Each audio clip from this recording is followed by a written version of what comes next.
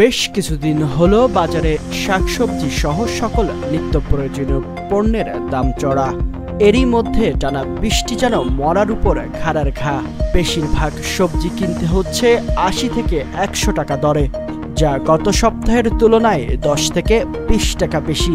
এর মধ্যে কিছু কিছু সবজির দাম ছাড়িয়েছে শতক। নিত্য প্রয়োজনীয় সবজির মধ্যে আলু অন্যতম। আলুর প্রয়োজন সবকিছুতেই হয়ে থাকে। এ পণ্যটি প্রতি কেজি বিক্রি হচ্ছে ৬০ থেকে ৭০ টাকা দরে, যা গত সপ্তাহে ছিল ৫০ থেকে ৬০ টাকা।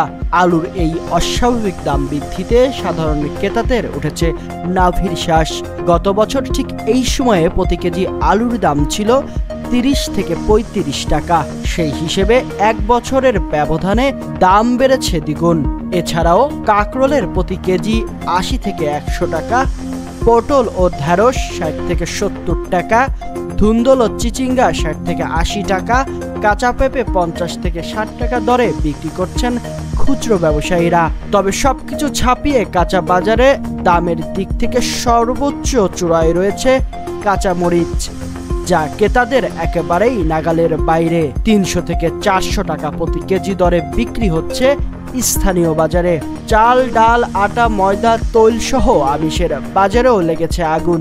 এই আগুনে খেটে খাওয়া নিম্ন আয়ের মানুষ শুধু নয়, বরং নিম্ন মধ্যবিত্ত ও মধ্যবিত্ত পরিবারগুলিও জ্বলছে।